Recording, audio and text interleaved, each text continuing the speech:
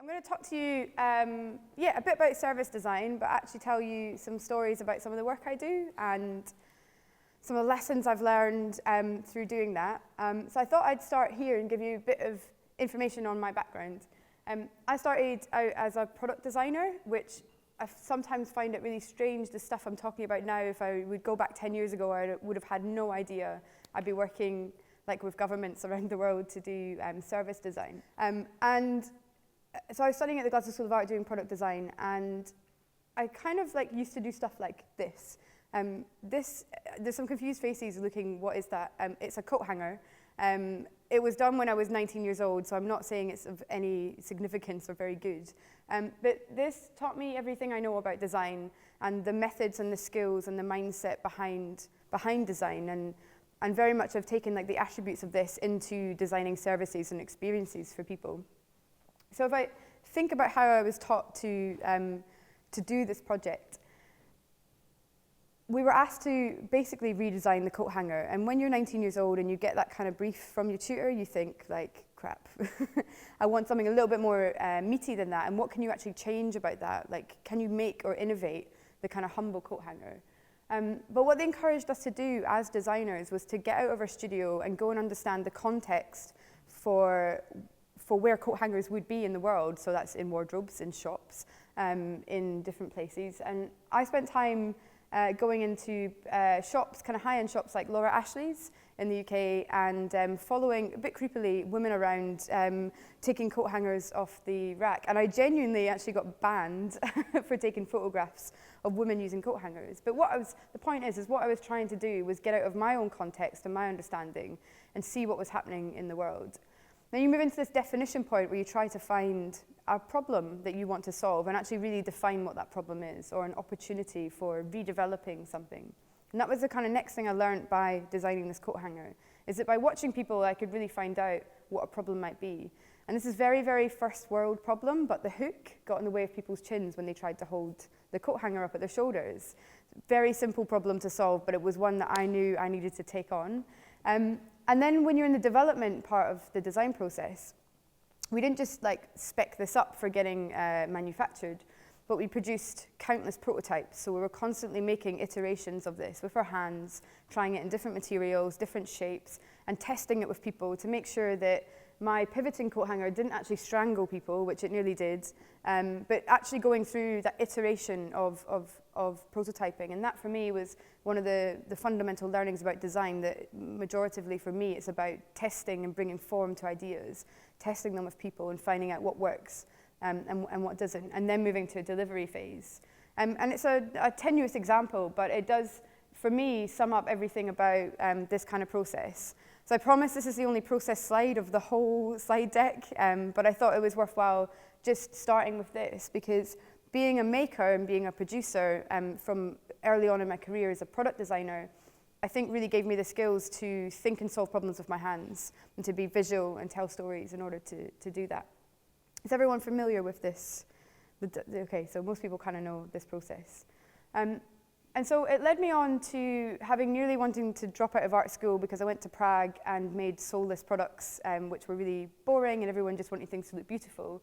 I kind of got a bit disenfranchised with the design industry and wanted to think about how I could actually use my skills to start solving problems. And this is another student project of mine from my fourth year. We were given a brief by the RSA, Royal Society of Arts in London, to solve the problem of the rural post office being closed down, and looking at it in a way that it's not just about being able to send your Christmas cards in the countryside, but making sure that quite an essential service in rural locations could still exist. So when you look at sub-postmasters like this, I think this was in Oktobrukti or somewhere, still being that kind of almost like a GP for that village because they're looking after people in that local area, still being able to sell food, still being able to be a community hub.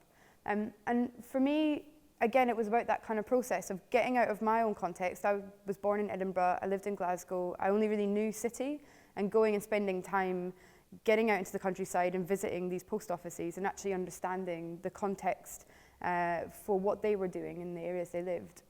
And then using kind of in the bottom left here, visual skills in order to map out the system and the infrastructure of how everything around the post office works. So mapping out how different sub-postmasters are connected by the Royal Mail vans, and using like Lego and visual skills and to bring that system to life, so that cognitively I could try and figure out ideas in which to solve it. If you took out these 3 post offices, what would happen? So how do we connect them back together? And I came up with a really simple solution, which was a product, which was to put the post office in a box. So it's not necessarily massively innovative, but to put the post office in a box and use the existing infrastructure of the Royal Mail to keep moving it around post offices and have it run by communities. So the design of it was kind of quite simple, was a modified flight case that you carry guitars in, bung all the stuff in it needs to make a post office happen. But then I realized, and this is where I kind of, I guess like a homecoming of service design, recognized that actually to make that product work in the environment, we needed to design services around it, and we needed to design different ways in which that could come to life. And I realized at this point as a designer that my main skill was probably in telling stories and how stuff works, as it was in just creating a sole product. So thinking about how a product could be used over time, who would interface with it, how it would look, how it would function. And that for me was when I kind of finally clicked on the point that for me service design was about telling a great story. So after I had done a little bit of service design as a student, I was really fortunate to be given an opportunity to go and work, or unfortunate, but I'll say fortunate because it's being recorded, as a public servant for Skills Development Scotland. And they were brilliant because they sorted out my master's and gave me the opportunity to research what would happen if you took design and put it inside a public institution, a public body. And I don't know, has anybody ever read this book? This one by Roger Martin. This is a phenomenal book, The Design of Business. So he talks about how the traditional firm, like the business shop, totally butts up against the design shop, and the very different like aesthetic between the two. So moving from different modes of thinking, from deductive and inductive to more abductive ways of thinking, to very linear-based models of like solving problems, to much more networked-based ways of thinking. And for me, I felt very much like the weird kid from the design shop being put into a traditional firm. And the environment was totally different to anything I was used to. So where I come from, a design studio and very visual ways of collaborating with people and working with people, I went into meetings where we just kind of seemed to talk a lot but not actually achieve anything. And for me, it was a really fascinating experience to have, because I started, part of my thesis was to map out like how design happens in the environment, so how we create career centers for people and websites which support us to skill build, like how do we get that stuff all the way from government when a policy is created. So I spent time working with my boss, like literally kind of system mapping how that moved. And his final theory was that the public sector equals no design. That was kind of it. It wasn't very complex, but there was no design happening in that, because all we were doing was taking policy and annual letters from government, creating an idea around a boardroom table and shipping it out. And there was no way for that double diamond process to fit inside. And particularly in the way like the business shop didn't really want it to happen, because we didn't know what we were going to design when we started a process, but the business guys wanted to know, what are you going to design? How much is it going to cost us? So it was a really interesting experience for me. And what we did is we actually managed to create a process of getting design inside this institution. And what we did was actually take like their traditional process language and how they would talk about delivering products, and marry it up with design toolkits and modes of that double diamond period. So we went from talking about sustaining and deploying an idea into the period of prototyping. And it doesn't sound like a massive change, but that's hugely innovative for an organization like that to start talking about actually going out and testing ideas with people. And so that experience for me, and I was quite young at the time, and I guess like as a young designer who was very excited about being a problem solver and wanting to work for the public sector and government, it gave me a massive slap in the face, not quite literally, but like that would have been really bad if someone had done that. But it gave me a big slap in the face in terms of actually understanding like how stuff works or doesn't work. And what I learned really quickly, and this is one of my, I kind of use this slide like often because it taught me that most of our models of education, of public services, are still very much in the Victorian age, and we think about stuff in very, very linear fashion. And the benefit of design is actually to try and break that linear mode of thinking, and by bringing it in can actually help us produce much more efficient, people-centered, and ultimately innovative services. So I became on a mission to sort of try and break this idea that everything has to be linear and solved in that way. So this became my mission, which is essentially to like invert the pyramid. When I worked in organizations like that, and I still have this with the work that we do with government and public bodies, although the tide is changing, is that, I mean, I sat with somebody who was quite senior in an unnamed organization, and they said to me, why should we go and ask our customers stuff because they don't know anything? And my answer to them was like, well, we're designing stuff for them, and if they don't use it, you've failed, so we need to go and speak to them. So I've been on a mission ever since to not only do good design, but to actually make sure that governments, local councils, authorities, and any organization actually really appreciates and understands that citizens need to be involved in the design of public services. So that was kind of our mission. And also to create stuff with Snook when we set it up about 5 or 6 years ago, to make sure that these services could be beautiful as well, and why shouldn't they be? So try and bring an element of beauty back into public services. But I've got a really deep principle about that, which is on the next slide. There we go. Which is to make sure that we actually equip organizations with the capacity to be able to design when we leave. So when we work with any organization as designers, we try not to be like the expert. We almost train them as we go along and set up capacity inside their organization to continue to design. So that involves maybe setting up an internal like R&D hub within them. It might be setting up job descriptions for them to hire designers in, or it might just be making sure that they understand how to use the basics of design tools and bring us back when we're needed. That's a bit of a crap business model, because sometimes we don't get asked to come back because you've imparted your knowledge, but we're only a small company and I want to change the world, so we've got to give away what we've got in order to try and make it a better place. So we've been doing Snook for it's crazy, like 5.5 years now. It's been an amazing journey, and we've probably produced about 100 to 120 projects now, with various different institutions, from governments in Australia and Scotland to local authorities across our country. And we've done some really exciting digital projects, like creating interactive avatars which support people with dementia when they're living alone, to redesigning the way that people find out about cancer screening. So we've done a whole variety of different services. And I'm going to share 4 stories with you today. But these are the key things that I've learned as my core methods. If you grab me after this and you say to me, like, do you have a toolkit, or what are your methods? Like, I'm always that annoying person that answers, like, we really don't actually have any methods, because it's more of a mindset service design for me than it is really a set of methods. But there's a couple of things that I like to think about when designing services. So the first thing that's most important to me is to map the whole system and see the whole experience or the whole service. So this project was a mapping of the experience that women have with a third sector charity called Say Women.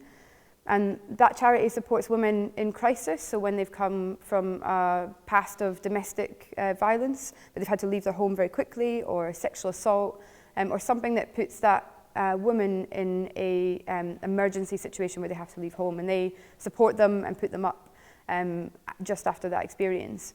And we were looking at where might be the right point for the police to actually interject into the whole kind of service, to actually make sure that they can get the facts if there is a crime that had been committed. And what we did by actually mapping it out is, if you just turn around to those women, and we worked with women retrospectively, because it wouldn't have been right to work with women at the time to do service design, but we worked with women retrospectively. And if you put a microphone in their face and interviewed them and said, you know, what would you change about this service? It's really hard to comprehend like which element of it you would actually change. So by mapping it visually out, they can start to point at different parts of that process and say, well, that bit wasn't so great. Maybe we could change that bit. And having a full picture of everything that goes on, including all the stakeholders that are involved in making that service, is super valuable for actually having an informed conversation about improving or changing the process of a service. So we kind of do this with most organizations we work with, is map their entire service all the way through. The second is, and I've kind of talked about this, but is actually for organizations to see the benefit, particularly in their frontline staff and their middle management, because they know the job.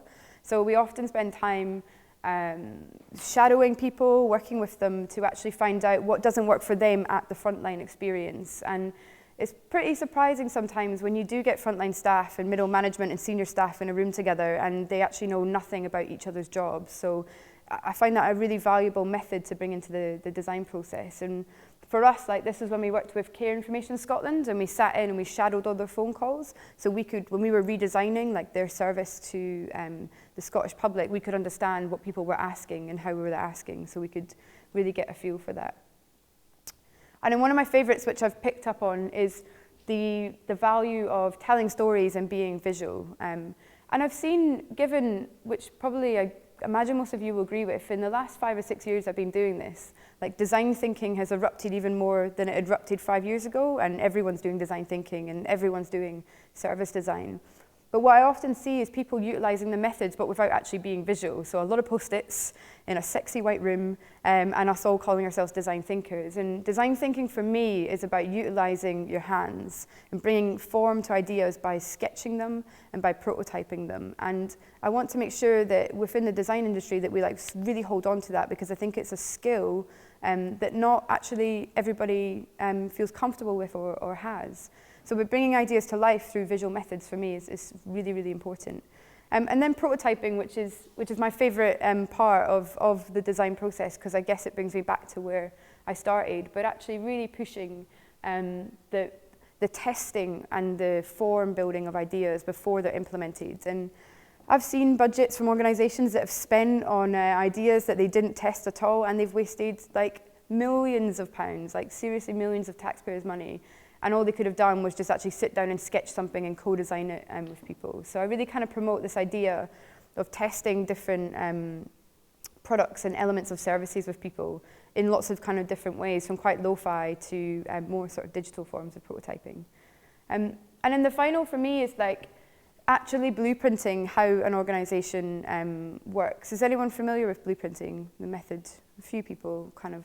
So the best way I like to think about describing it is, imagine that you're at a theatre show and there's an audience. So imagine you guys, the audience, as customers, and there's a front stage that you can see. So that's what the customer sees. And then there's a backstage around how everything that's happening on the stage comes to fruition.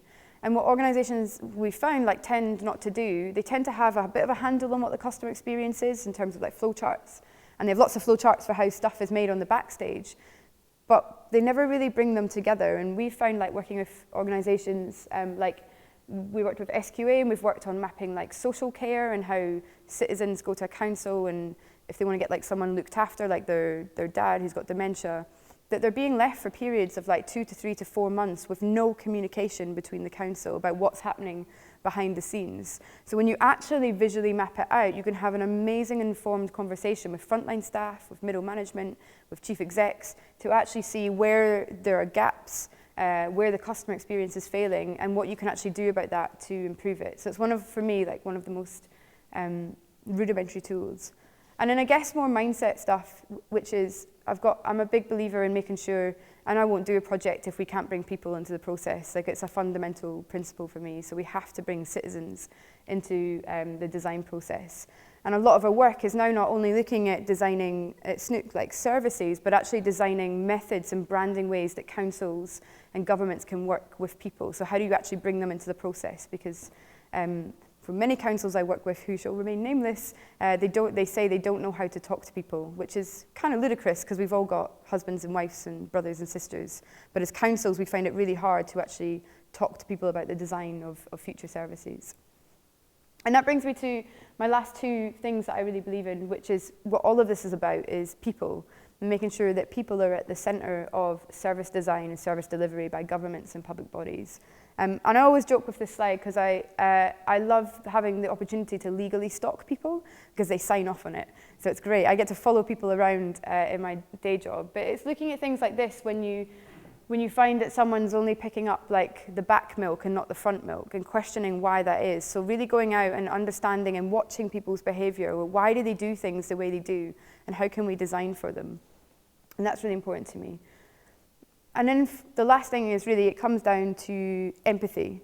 And having worked in public services and worked with a lot of government and public bodies, I found that like empathy, we all got in it for the reason that we wanted to like make a change in the world and we wanted to do good by the public. But when we start mapping out processes and the way we think things should work, we tend to often forget the empathic side of services, is which they're about people. So I'm on a mission essentially to make sure that empathy is always inside every service that's being designed within government. So I'm going to talk you through quickly 4 projects which will just give you an insight into some of the work we've done and some of the hard lessons I've learned from doing these types of projects. I'm a very honest speaker, so I'm trying not to swear because it's being filmed, but be honest about some of the things I've learned. So My Police was a project actually just after I had finished university. There was a competition called Social Innovation Camp, which was looking for ideas that were using technology that could have an impact on society.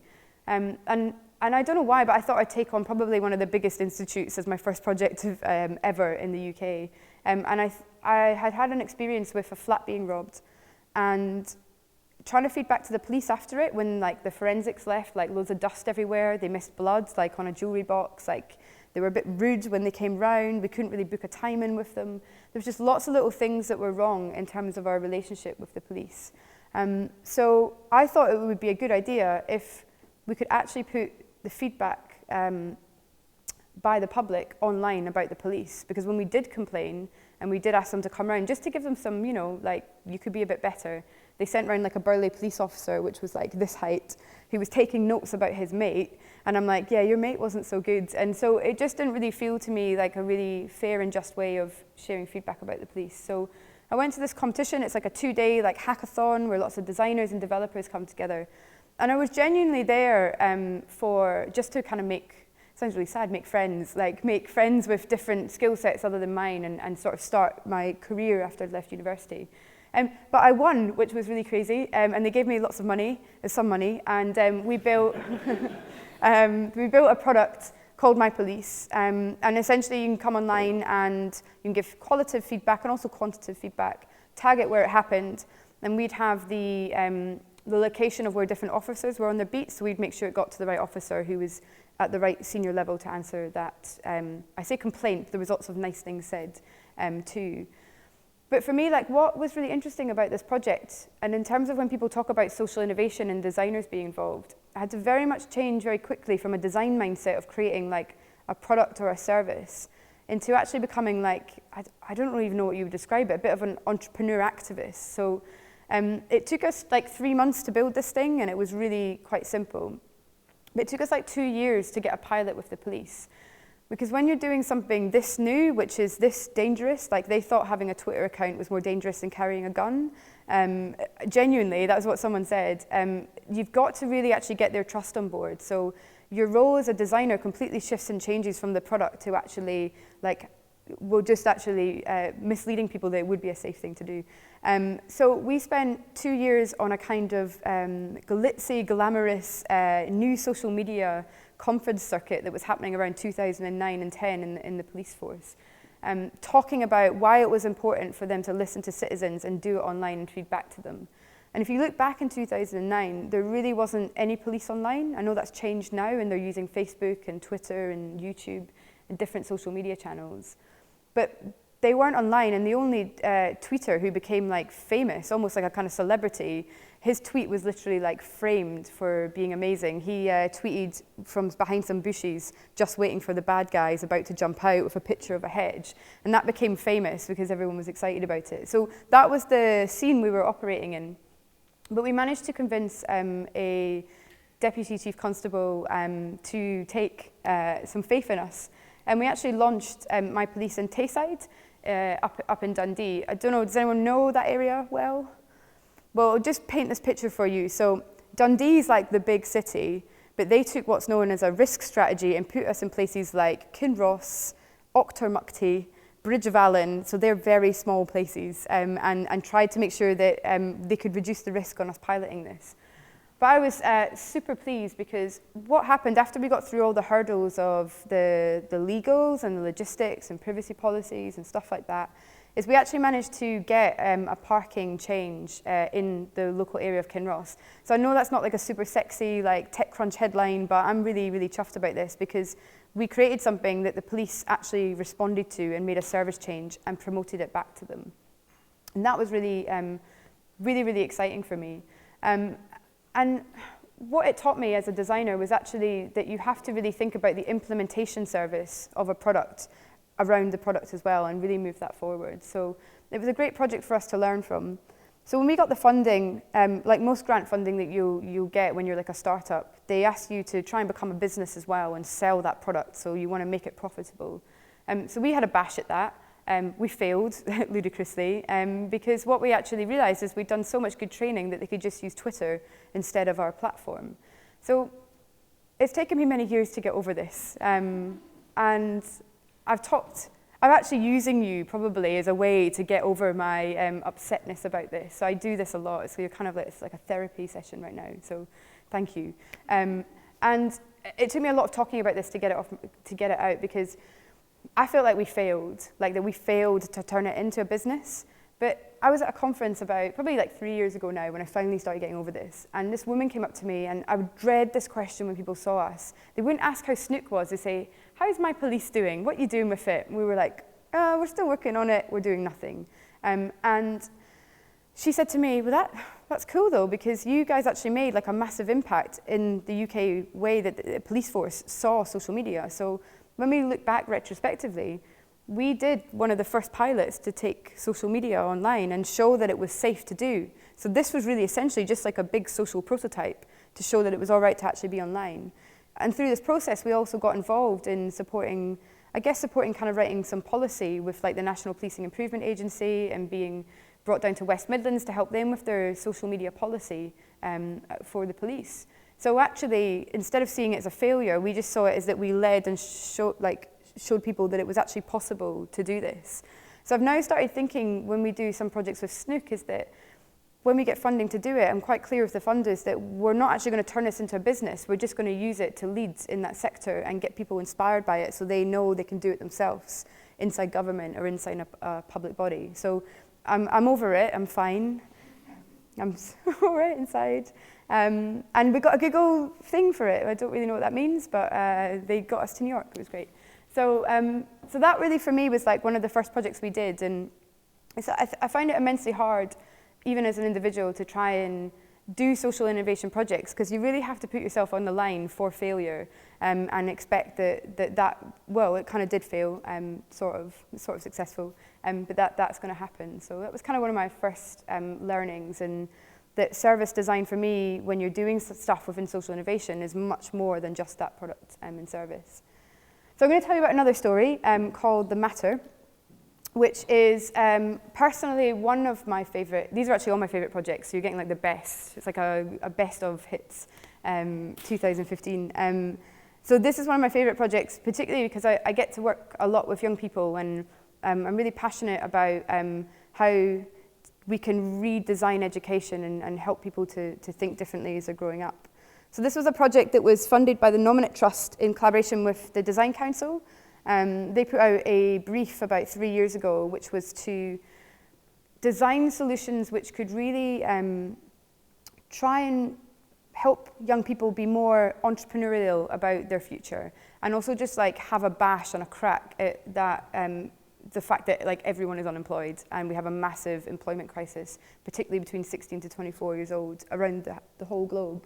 And the cost of that is massive to the taxpayer. And I just get to, like, through my job, I'm really fortunate to meet lots of amazing people, particularly young people. And this isn't, the quote is actually, isn't directly representative to this person, but this is a girl that I met who had gone to a great school and had said she wanted to be a lawyer, but had moved schools, and her school hadn't really nurtured her talent, and she ended up dropping out at the age of 16, and she genuinely just sat at home all day. And I felt compelled to think about her when we were creating this concept that we really need to design other models which can help young people be educated, but they don't have to be in school. And this is I call it my ugly slides. This is not mine. This is a national employment body's slides. I'm going to stand here to kind of read it. But I find this hugely infuriating. So when you think about entrepreneurship, And this is advice that comes from like the main kind of business growth people in Scotland. The advice they were giving to young people when they were doing this Q&A thing, when they were asking about like, how can we encourage people to be entrepreneurs? It's like, well, let's go look at Alan Sugar. So why is Alan Sugar the aesthetic of entrepreneurship? Like that's just actually, that's insane. Like entrepreneurship's about just going and giving something a bash, getting out on a market stall. But they were kind of referring to Alan Sugar. And they also said, where is it somewhere, like, you know, go and develop your route to market. You know, tell a young person to develop the route to market and the gap in the market. It's like, this isn't entrepreneurship, that's just like gobbledygook, you know, to me. So I really wanted to kind of take that down. And also look at the term neat and actually really think about putting entrepreneurialism into it and stop all of this crap that this is research we've done where we've worked with young people, like people being given like lists of positive vocabulary to use to get into different higher education institutes, which is just, I think, shocking. Like when I've sat with young people who are even quite well educated, I've asked them to tell me about themselves and tell me what their skills are, and they can't answer me. So you can tell me what grade they got, but they can't tell me what they're good at. And that really, it just infuriates me. So I thought, screw it, we're going to try and change that. So when the Design Council brief came out, we had a think, and we really went in with a back-of-the-napkin idea. And I think that whenever I'm an employer, so whenever I've employed someone and they've been on a student newspaper within a university, like those are the guys you want to hire because they've got the degree, but they also know how to work in a team. They know how to keep to deadlines. They're self-starters. So all the skills that come with being in a kind of student newspaper for me are immensely valuable. So we thought, what if we taught young people how to research, design, and publish newspapers and give them those skills, but set a question set by maybe a local authority or a government because they want to research young people and like things about them. So what if we get young people to answer and produce the research themselves? So it seemed like a pretty good idea. And this is where we started. When we submitted it, it was and I can probably say this on camera because Matt knows at the Design Council, we literally put it together the day before and got it in like a minute before the deadline. And we'd only really designed this, that we would teach young people how to do research, teach them how to design ideas, teach them how to produce a newspaper and kind of present it back. And I'm a big fan, again, like as I've kind of made clear, of prototyping and just going out and trying stuff out. So within, I think, 5 weeks of getting the money through and winning the competition, we had a client at Edinburgh Council. We'd managed to cobble together 6 young people, and we'd set a brief to them. So we had Tim Packer, who's from Edinburgh Council, and he said, I want to know how young people's voices can be heard successfully in the 4th neighbourhood community planning process. And we don't dumb it down for young people. We bring them together and we say, well, how would you answer this? So what does this question mean to you? Because the council wants to know this from you. And they were just like, oh yeah, it's just like how our voices will be heard, isn't it? Like, so how do we get involved? And then we asked them to like create like themselves like a mini company. So they brand themselves and they give themselves a name. And then we asked them to give themselves like job descriptions. So you've got like a 14-year-old who's like the design director, someone's a timekeeper, someone's a secretary. So you're really just treating them like they're their own mini company. And we teach them how to do stuff like basically like service design techniques essentially and research methods, from stakeholder maps, which they asked me why it wasn't just called a dartboard, which is a big kind of circle tool, to how to do a Gantt chart. And honestly, like I was nearly in tears of joy when I saw like 6 15-year-olds making a Gantt chart on a rainy Tuesday night in Edinburgh. It's stuff dreams are really made of. Really, like it was amazing. So they plan it all themselves and we support them online a little bit. And then we bring them back together once they've done the research. And it's amazing. They go out to their own schools, their own peers, the hard to reach kids that like the council can never reach. And they bring back all this research.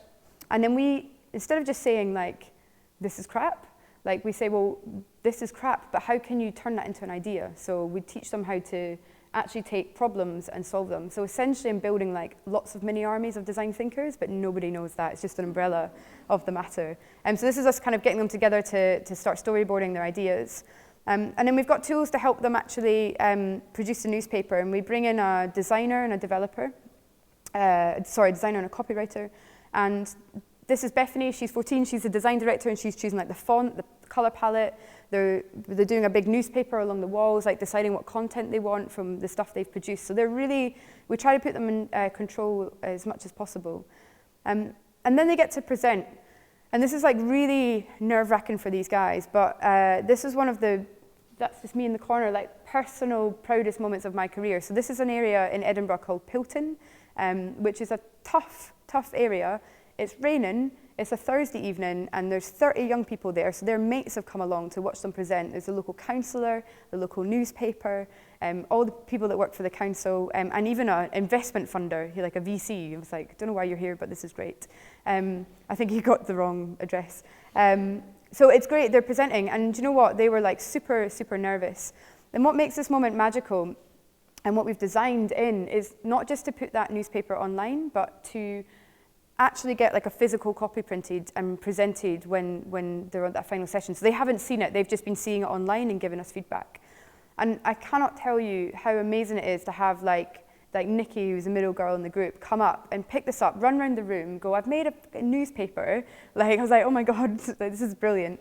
And then come up to me and say, do you know, I can go and show my mum what I've been doing, because she doesn't really get my homework. So that was great. And then another one of them said, I can take this into a job interview and I can put it on the table and I can say, I made that. And that for me was what all of this was about, that they would have some kind of physicality of their skills in front of them and they could feel proud of it. But to top it all off, this is Connor. So he's a bit older now, he's probably 17, but at the time I think he was about 14. And he was kind of, he's a really great guy, but every session he was always a little bit like this and he didn't really look up, and he was taking part, but he wasn't really engaging. So right at the end, when they're all lined up, this guy from the news, it's the North Edinburgh News, which has a readership of about 10,000 people, he said to them, would any of you be willing to write an article for us? Like, we really want an article in our paper about your experience and what you've learned. And Connor piped up, and he put his head up and he said, yeah, but only if you pay us. And I was like, go you! Like, if there's any, like, did the evaluation guy get that? Because that's qualitative shit right there. Like, that's so good. So for me, like, it was amazing to see, like, not just their skills, their practical skills develop, but actually as individuals, their confidence, their ability to think more entrepreneurially, because he's like, I'm going to get some money out of you. I'm not doing that for free. And quantitatively, we saw like a skills increase in what they'd done. But for me, like, this was it. When we did an interview with the guys at the end, they said, we realized we can make anything happen. And if you can get young people thinking that at the age of 14 and 15, I think we're on to something. So I'm kind of like I'm just showing off now, I'm really proud of that one. So what we've done now is turn it into a bit more of a formal program. So we prototyped that, took us about 8 weeks. We were really upfront with them as well. We said to the guys, like, listen, we don't know what we're doing and you don't know what you're doing, but we've got a back of the napkin plan and we're going to prototype this. So they really came with us on the journey. And then they actually helped us when we did the evaluation map out what they think the process should be. So it was quite a sort of co-produced program with them. And we've now gone on to create a few more papers. We've done some with Sterling, a group of 10 young girls. Their paper was less monochrome and more fuchsia leopard print. It was interesting. We're not in control, so we just guide them.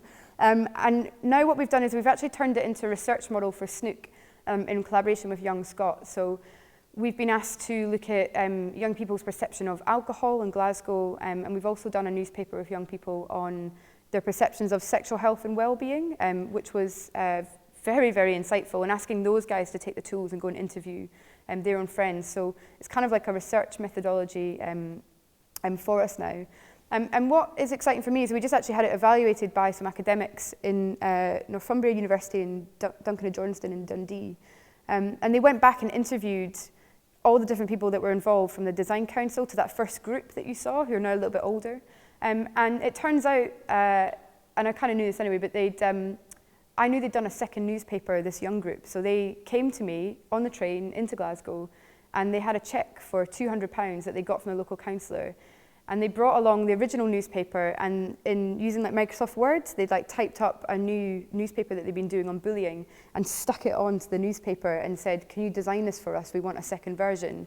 And here's £200. And we took the money because it was important that they understood they have to pay for those services, and that they can actually contract us as a design team.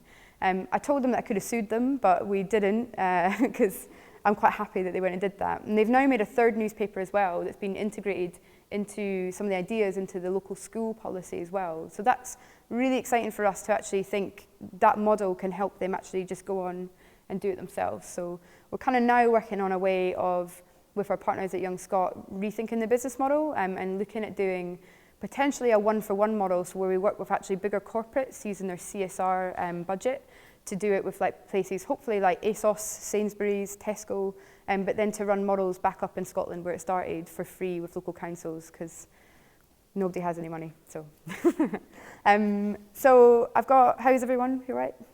Good. I've got 2 more quick little stories. So this is one that I'm doing right now, and a lot of my life is like a really happy accident, and this one certainly is an accident. So has anyone heard of Cycle Hack? A couple of people, 1, 2. So who's familiar with hackathons, like the concept of a hackathon? So like for those of you who don't know, basically it's like a 48-hour event, normally at the weekend. There's a theme or a challenge that needs to be solved, and we bring together loads of different skill disciplines. Often a lot of developers are involved if it's a digital thing, and you produce lots of solutions over the weekend, and everyone eats lots of pizza and drinks lots of beer. And my friend Joe said to me, we're both really into cycling, not in that kind of, I used the word mammal earlier and nobody actually understood what I meant by it, but mammal is typically a term given to plus 50 bearded lycra-bearing men that cycle about 200 miles every weekend, and it's a bit of a sort of invisible club. And often with a lot of cycling events, that can be the general demographic. And I'm really jealous of like Amsterdam and Berlin and Seattle and all these places that have amazing cycling, or seem to have amazing cycling infrastructures. So Jo wrote to me and she said, could we do what Snook does in the way that you solve problems, but do it for the cycling world? And can we just give something a bash? So we went for coffee, and accidentally, we set up a 48-hour event, like a cycle hack, to bring people together to talk about barriers to cycling and really break them down to produce solutions. And it was great because we started asking people, instead of going with the general aesthetic of cycling barrier stuff where lots of people come and they face a local council and they put their fists up and they say, we want more routes on the roads and we want more potholes filled. I wanted to think about, well, can we even break down some of those barriers to cycling and leave that stuff over there, because they're doing that and infrastructure is getting developed. So we started getting people submitting barriers that were like a lot smaller, which I was really excited about because you can really then start to solve them. So people looking at signage in cities, people looking at confidence on the roads. So how can you like design products and services that make people feel more confident? That one's a bitch. Like I've been hit by a door and it's really, really sore. So how can you design something that makes that not happen? And my favorite was someone said if we got Ryan Gosling to advertise cycling, more people would. And we genuinely tried to call him, but we couldn't get him involved. So we started getting people actually tangibly breaking down the barriers to cycling. So that for me was the first step in people thinking a bit about like a designer for this. So instead of just saying it's all crap, it's like, well, here's some of the problems we can actually solve. So our role was to design, I guess, like the agenda and really think about how this works. So we created a sort of 3-day event and really branded it in a way that was a bit more exciting than the kind of traditional sort of cycling consultation meetings. So we brought people together and we spent a lot of time trying to design sort of facilitation tools to help people work together and collaborate in teams on solving some of the barriers that were coming up.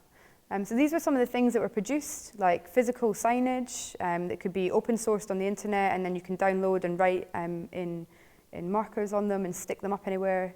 We had these guys who were mapping out the blind spots from a driver's perspective, and then making it into bus decals so cyclists would know where the bus driver could and couldn't see them, which I thought was pretty smart. And I thought they'd actually sprayed their car, but they didn't. They put paper up on it. This one, which is a common problem in Glasgow, the canals. So when you're a cyclist, and one comes this way and one comes this way, one of them is most likely, like I say, about 80% chance to go into the canal or at least fall off. So these guys wanted to create like a really low-tech way of signaling that cyclists might be coming. So they found actually bike parts in a skip and made like a wind chime that kind of, it's a bit like a sort of like bell at the top of a church tower. You sort of hit the string and it starts spinning and making a noise that a cyclist is coming. So a really quite beautiful, nuanced design.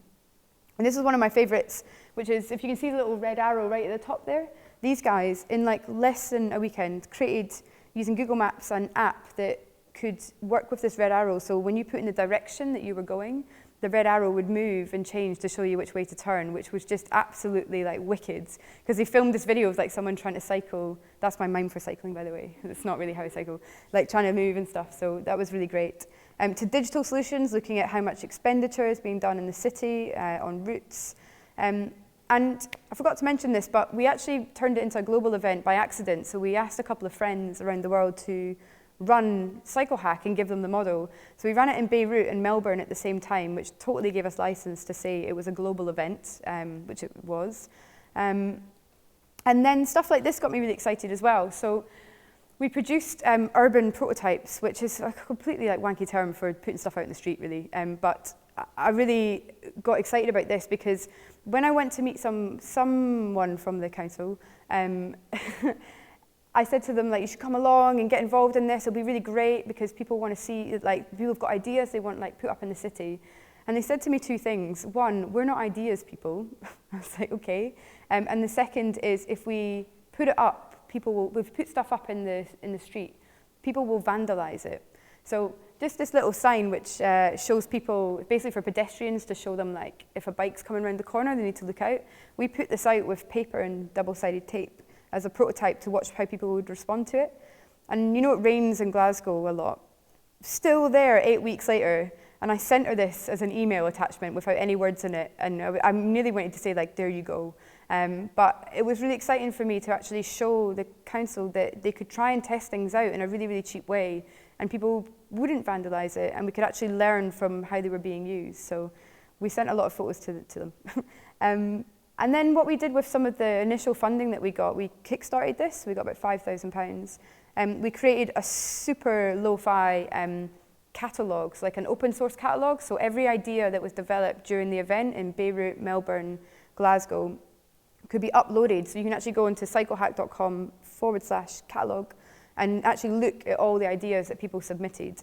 And we asked them to put them up in a Creative Commons license as well, so that people could also use them around the world.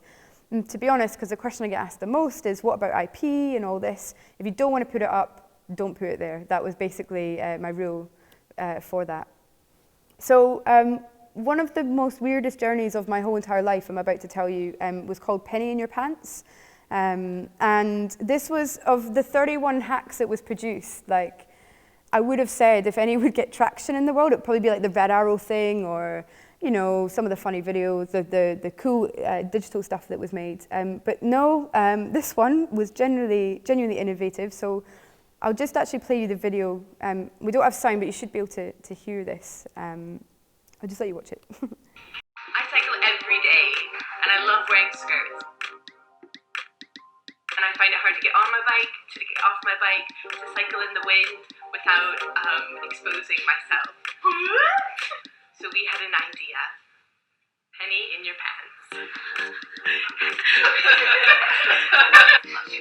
So, all you need is a penny and a rubber band.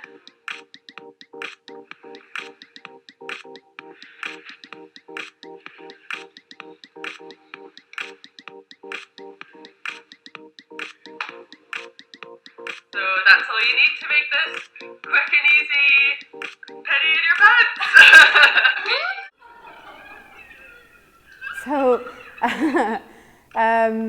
So that was made by, that's Madeline in the video, Joe and Alec from Track, who makes amazing bags in Glasgow, were involved in this. And it was kind of, I guess it was born from a few conversations that were percolating around the kind of the Saturday morning of this hack. So everyone had had like some nice croissants, had some coffee. We're like, I really hate the way that like women's marketing and cycling is, like turn the page, here's some pink lycra, you know, here's some purple lycra. And how can we brand that? And so these guys, it was just a silly solution that was shot on an iPhone 60-second video. By 12 p.m. on the Saturday, we'd put up a quick website, we'd thrown it up, and everyone moved on to other hacks. And I remember them presenting it, and everyone was like, oh yeah, that's quite funny, but great stuff. So like 4 days later, Matt, who runs Cycle Hack with Joe and I, came into the office and was like, did you know that Joe's bum is on a website, and what's happening? And so this is Joe's, I'm not going to point that out too much, she'll get mad. And then we started getting like tweets like, for all my bike babes, check this out. And all of a sudden we had 100,000 hits. And we're like, oh my goodness, why? And then we actually started realizing that this was something that people had really been looking for all their lives. So we wanted to help, like people wanted to ride in their dresses and skirts. And so we were genuinely solving the problem of the way cycling was being marketed by saying, you can ride how you want. Even for men, like men got involved saying, like, can we do it in kilts and different stuff. We're all over the internet, it kept growing. Then like Madeline's face appeared on like some more famous blogs. We started like noticing stuff. It was moving very, very swiftly. And then we hit Slate, which I didn't actually know, but is quite a famous American sort of magazine. And I woke up one morning and my friend on Facebook had said, @Sarah Drummond, is this your fault? And I was like, yes, it is.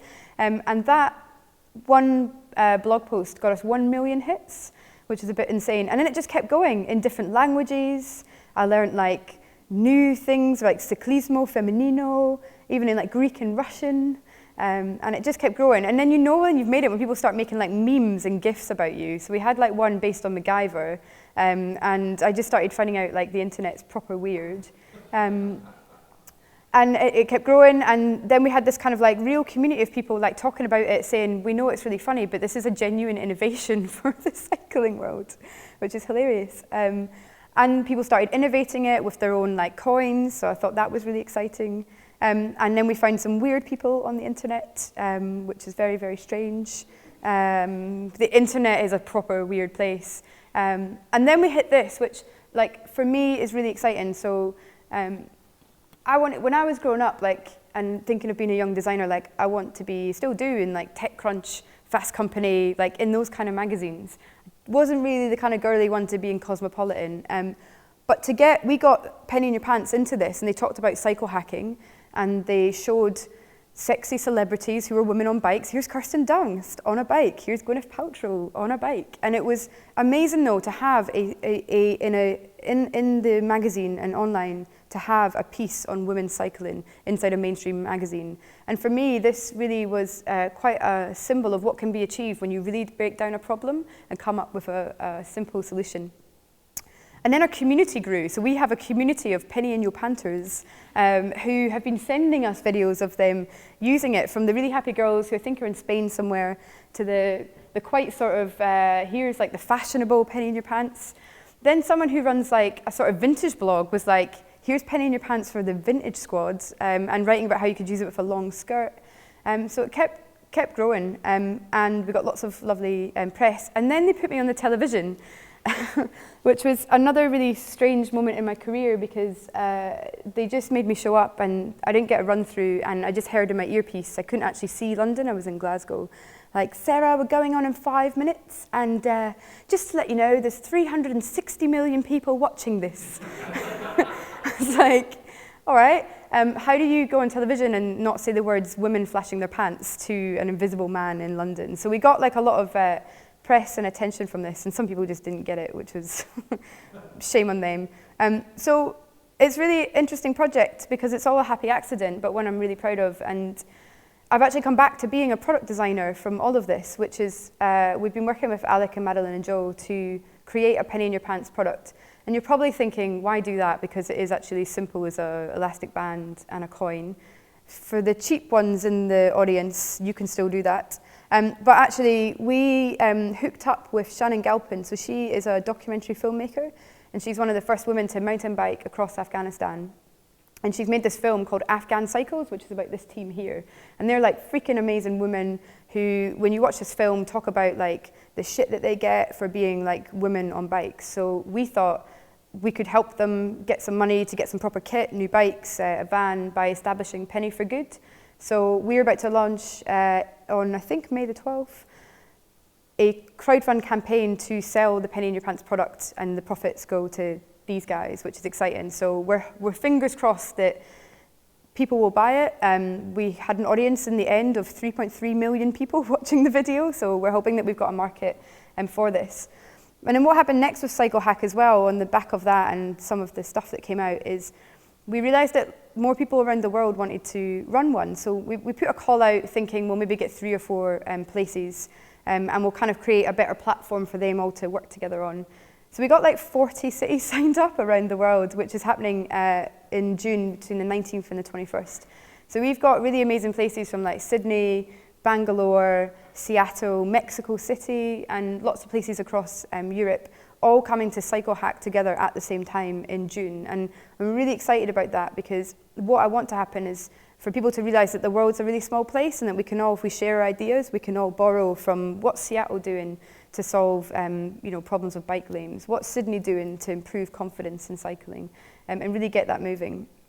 And for me, I learned a lot about, I'm really big on open design and really opening up your processes, and what most people and my business advisors would shout at me for this being our intellectual property, to open it up and give it away, because you get more value when you share an idea and people come back and work with you on it.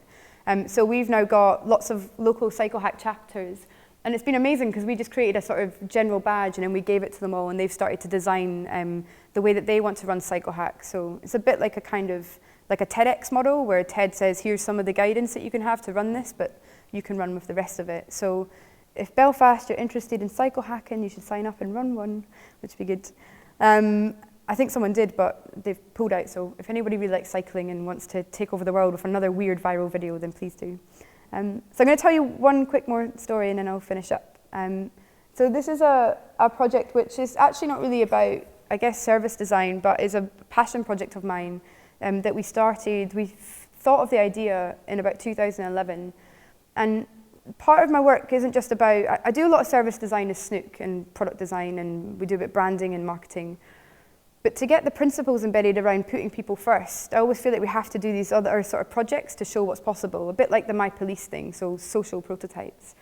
So in 2011, we came up with the idea of Dearest Scotland. We didn't do anything with it, and we decided last year, which for Scotland was a massive year in the referendum, we decided to take forward the idea and get people to write a letter to the future of Scotland, so to the country. So that we could actually get people thinking that it was good for them to be involved in the future vision for a country. And also to show, I guess, politicians and show government that people had really good ideas too. So we made sure it was apolitical. I've got to be honest, quite a lot of yes people picked it up because it seemed to be quite a sort of positive, optimistic campaign. But we went through last year doing lots of different workshops and taking it on the road. And what I learned from this is that normally when people think up projects, they often think that they need lots of money to do it. And we were one of them. We thought, we'll go to Creative Scotland, or we'll go to our Arts Council, and we'll get some grant funding, and we'll make this a reality. And we realized that it was actually really simple. All we needed to design was an A4 letter template and put it online, and go about just doing this in some of our spare time. So we spent time trying to go on the road, take this out as a workshop, and we realized that people actually really struggled to talk about their future vision. So we created extra design tools to get them to answer different questions, like how would you explain Scotland to an alien? Different questions like, well, what's the story Ballamore, which had some interesting answers. What was Scotland's best year? What isn't Scottish, but you really wish it was? And people started writing on our cards. We're rubbish at football. And we took it on the road, and there was a lot of referendum stuff going on, so it was quite easy to actually get people around the table writing letters and discussing. And it was amazing because when we did even our launch event and we had these cards out, we had people in their 60s and 70s talking to 20-year-olds about Scotland and about their future visions and what they wanted to see. So it was really quite a lot of magical moments in it. And lo and behold, we actually got people sending letters, which was just, honestly, it's the most amazing feeling to walk into work and have someone have taken the time to write a letter to the future of Scotland. And we're really fortunate to have the opportunity to catalogue them all and look after them. We created a nice website. We tried to get people to submit for a deadline. And these are some of the things that people have been saying, from Dear Scotland, I think you're beautiful. I love being here. I feel free. People sort of writing stuff about breaking the stereotypes of Scotland. Some people wrote a bit more literal, like Dear David, which was an interesting letter. Some people wrote about the referendum. Some people wrote about health. Some people wrote about food. Some people wrote about living in Australia but missing Scotland. So we had a whole bunch of different letters coming through. And we created boxes that went out in public places and institutions. And then something really amazing happened. So we went to our MSP in our local area and we told them about the project, Bill Kidd. And he raised it as a members' debate inside Scottish Parliament, which was just honestly the most phenomenal thing to happen. And this is it. This is Bill Kidd discussing it inside Scottish Parliament. And when it actually happened, Kat who's been running the project with me, we were actually on holiday in New York in Times Square, like tethering this from our phones, watching the parliamentary debate in Starbucks in Times Square. So it was a bit of they probably got like a weird hit that day. And I literally like wept because I've never seen it, from my experience anyway, politicians standing in that debating chamber and talking from the heart. Because they all wrote their own letter and they talked about their family and their friends and their sons and their daughters, and they talked about a future Scotland without the partisan politics. And that's what we wanted Dear Scotland to achieve. We wanted people to forget politics and actually talk about empathy and being human and about a future of a country. So one of the ways in which we actually managed to scale it up as well is, again, around opening up our designs. So we put everything online. So you could download the toolkit, download the letter. You could download a slide deck if you wanted to run it in a local school. And just gave as much away as possible that we could, posters to help you market it. Because we didn't have any money, so we needed an army of people to take this from us rather than to go and do it ourselves. And so they did. So people ran workshops around Scotland that we'd never met before on our behalf and sent us all the letters back down. And this was one really high up towards Inverness, so we would never have made it up there. And then we got on the telly again. We've honestly had no media training, so we just like totally make like asses of ourselves on television talking about stuff. But it was really amazing to actually have like local media get really interested in this kind of project and scale it up. And now we've been asked by Scottish Parliament to submit a request to run an exhibition in the hallway of Scottish Parliament of the letters. And I couldn't think of any better way to kind of come home with this, to have like letters hanging up in the kind of corridors of democracy, or what it should be democracy, so to have people's visions inside there. And we had another idea, which is we thought we'd create a book of the letters, because what else can you do with them? We've got them online, you can read them all, but we wanted to create a kind of like physicality of it, so that I can take this and I can put it in like MSP's hands and say, this is what your public think. So we just finished here, a Kickstarter, and we've now raised 10 grand, which is amazing, to actually produce this book. So we're going to produce 2,000 copies of the book. We've only got about 150, 200 to give away to different backers. So we've got 1,800 copies that we can sell, and what's happening with all the profits is that it's going into literacy campaigns in Scotland and going to give toolkits to schools so that schools can get students to write letters when they start high school or at any point during high school. And we actually just had a teacher get in touch with us and we gave her a kit, and within 2 days she already had 100 letters from her students, which is just like, for us, like phenomenal to have students sitting down and really thinking about their country. Then what happened next, because everything's a happy accident in my life, Dearest India, yay! That was another really weird turn of events. So we gave away the model because, again, I believe if you give stuff away, you'll get much more value back in return. So India is now, they've got more letters than us, but they do have a bigger population. So statistically, that was supposed to happen, but we're still jealous. So that's really great because I just think it's amazing to have that. And we've had people get in touch from Canberra, so potentially doing a Dearest Canberra. We've got someone in touch who we Skyped from Iran, so Dearest Iran would be amazing, someone in Catalonia. And we're now looking at developing this potentially into a model in which we can actually help governments interact with their citizens better. So we'll kind of like toolkit it up for them. They can buy it from us, and it means that we can continue to do awesome work and get people's voices out there. So that's been really exciting for us. And yeah, we got in a really, do you know, I've always wanted to be the person that comes up with newspaper headlines, you know, in like tabloid papers. And we got in a tabloid, and that was really great from all of this. So even from doing the Kickstarter, as much as we raised money, we also managed to raise the profile, which is a big learning for me of the project. And to get Dearest Scotland into the Daily Record was like a huge achievement for us. And it actually made us get like loads more letters from people that wouldn't have found out about the project online. So for me, like from all these, I wanted to show you these 4 projects because I think they embody how my brain works about design and what I believe in. And design is a really exciting point where it's not only shifted that service design and experience design is started to really develop as a core discipline from what I'm seeing in the UK within art schools, but it's now becoming a vital skill for innovation, for social innovation, for the way that governments do business. And there's a few principles that I think we need to embody in order to get design ready for the future. So it's to open it up. So that's my first thing, is to give stuff away and to train people to be design thinkers so that experts can actually do a better job within institutions, within government, and within the world. The second is my role, I think, as you can see, I consider my role as a designer to actually create the platforms for other people to be creative. And that's how I think about the world, is that we should create those opportunities for people to do that. And also to build their confidence, so to know it's okay to draw or to be visual or to form. So I'm always designing for systems, and I always think about the way systems work rather than just one service. Because even if we just try and redesign services, we're never going to truly innovate the world. We really need to think about the systems in which they're contained within. 1, 2, 3, and you hit on the one, you know, one, you know. And then you would try to fit your different notes, what you felt in between that, like, you know, and that's the funk, you know, and you can change that, you know, it's however you feel, but you just have to fit it between that space, that little space that you got, which is 1, 2, 3, 4, 1, 2, you know, 4, 1, 2, 3, 4. He's just the best. So Bootsy for me embodies like kind of how you think about that double diamond process. As long as you know where the one parts are in a process, it makes, because a lot of my client base is kind of public sector, Scottish government and different governments, it makes them feel safe because they know what points we're going to get to, but it allows you to play as a designer in the middle and explore. So just always show them where the one note is.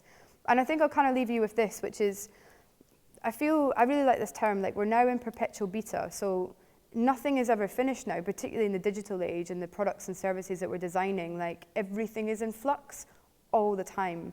Consumer patterns are changing like that. Customers are moving from left, right, and center. Budgets are shifting. We're getting fatter, we're getting skinnier, we're getting more cancer. This causes cancer, this happens. Everything is changing in the world. And so we need to be prepared as the public and as designers to be able to work with that flux. And that's really important that we actually recognize that now as an industry in the way that we procure design, the way we think about it, and the way that we ultimately run our processes. And I really think if we all did it like Bootsy Collins, we would all manage to be in perpetual beta. So that was Bootsy and I was Sarah. Thanks very much for listening.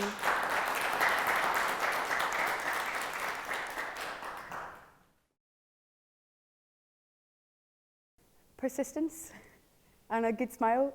No, I mean, we've actually just done a project which was with a big Scottish care organisation, and we were trying to like embed what we do but inside the organisation. And the way it came about was that the CEO just liked what we did, but she wanted us to write a kind of strategy for design thinking for the organisation. And we said no and set some projects up. So kind of create like an internal R&D unit and set 3 projects up with cross-diagonal slices of staff from frontline to senior, so that we get them to teach them design and stuff. But like the first, kind of did like the double diamond model again, so the first half of the diamond was horrible. And until the middle point, and they know this because I said this to them last time and they laughed that as a consultant I would be so honest, but it was really tough. And it is just persistence, because I know that I know you have penny drop moments, where when you create like a prototype or you bring form to like research, everyone goes, oh, that's it, and it feels better. So for me, there's a bit of persistence with them. It's just getting them to that point. And I can tell from the start now, having done this, having kind of pitched this similar kind of projects for the last 5 years, I can tell when a client won't get there and I just won't do the project. If they're not invested in taking that bit of a leap of faith and trusting us, then there's no point in, it's a waste of my time, it's a waste of their money and time, and so nobody would benefit. So I'll either not go there or set up kind of milestones, the ones where we're going to get to, and just be persistent, and also help them understand that sometimes the success and the outcomes isn't about the hard outcomes, but it's about the soft outcomes as well. So we had like this girl called Andrea, who's a frontline care worker, and she is phenomenal. Like she's really, looks a bit shy and a mouse, kind of like this. And she came into these workshops, and every time we held them, she'd gone away and done all this design work, from research to making prototypes of like new marketing for the agency. She's someone who's never been trained in creative industries, but just went away, made all these prototypes and came to life and stood up and hates presenting, and stood up at the end in front of the chief exec. Was like, this is what I did, this happened. And so I always tell them as well, like, even if they're stubborn about the outcomes that are going to go along, like, there's lots of soft stuff that will come with it. So, yeah, I think, yeah. I think it's, for me, well, it was a natural transition for me because all the same principles account from product design to service design. So it's user-centered, you're a visual thinker, you can think like that and like that. You can zoom out and zoom in really quickly. You prototype visual and stuff. So that naturally translates into service design. And really for me, I actually don't think you can really teach service design as a core undergraduate. Like I think you can give people an understanding maybe as a master's of how the process might work, but actually service design is just good experience. So I've got people that I work with who are not designers who are great service designers. So I kind of feel like that about it. And to be honest, like the jobs that are out there are UX, you know, everything, there's a massive channel shift in most experiences and products. So that is just creating more jobs essentially. So I think it's just a real natural shift. And I actually kind of think looking at product design now, we should probably be teaching a little bit more of service design and UX stuff within that course.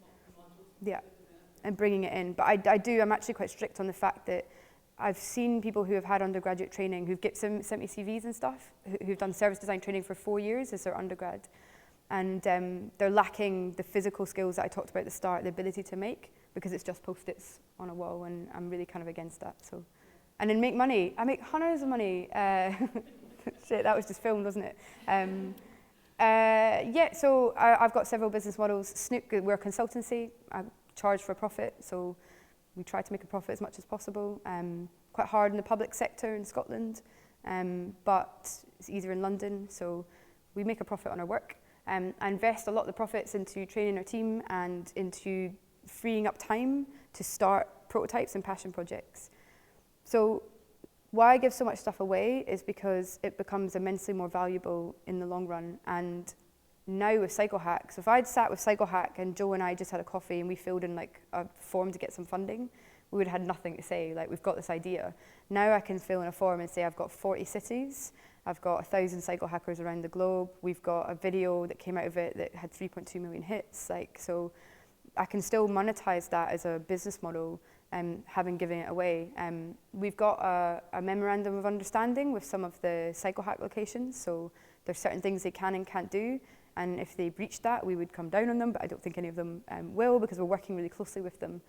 So I'm seeking to monetize that model by charging corporate clients, like it could be a car company that are interested in mobility and cycling, it could be like Shimano, it could be Reebok, Adidas, who want to set challenges to a demographic of cyclists that none of them can reach, and we can reach. So we've got a value proposition for them there. And the same for De-Risk Scotland. We need to show the prototype, and I'm really keen on looking at that as a model where we can sell it we can launch it really quickly in an area for someone and help them with the consultancy on how to roll it out. So I'm always, I have two brains, and I don't know where this came from, but I really like Excel, and I like business models, and I like making money.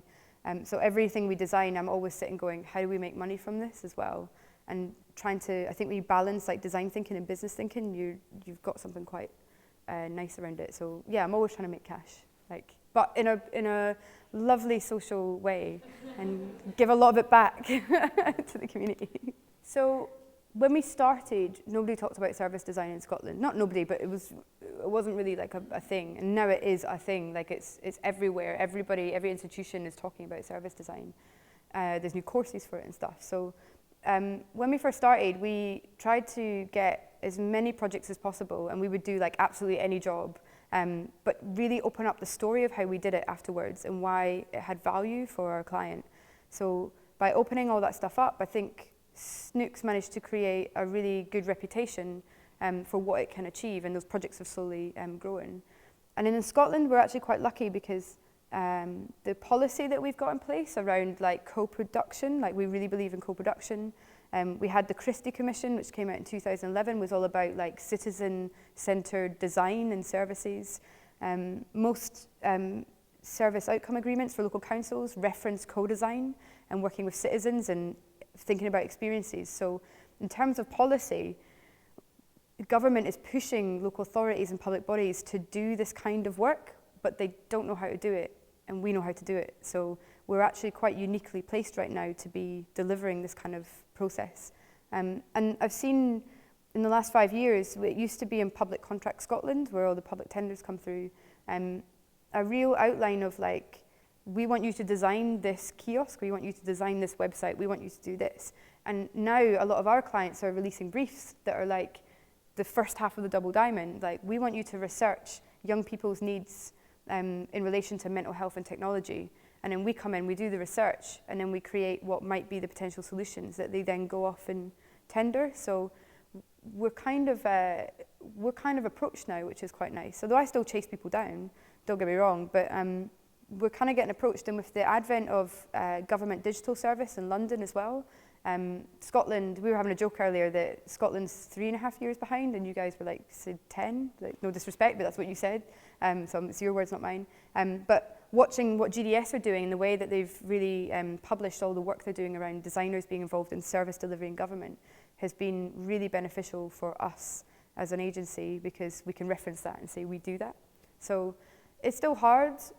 Budgets are still quite tight, because I genuinely don't think people appreciate the amount of work that goes into service design and the hours, but most of us will probably moan about that anyway in our own industries. So it's tough. It's a bit of chasing, but there is a tide change again. So I tender a lot. It's like I've got bags under my eyes from tendering. I honestly feel we could write a book about like how to, that sounds really bad, how to work the tender system. I didn't mean it like that, like how to work with it and put in proposals which explain design, but in a public sector kind of language. So try and not use the word prototype, but the word sustain and deploy or something. So a bit of a kind of thesaurus there. So yeah, we tender a lot, and it's infuriating. And I know that Scottish Government have got a mandate to try and redesign that, which I would like to do. I'll probably have to tender to do it, which would be really ironic. So yeah, it's, oh God, I hate it. Sorry, just a rant now.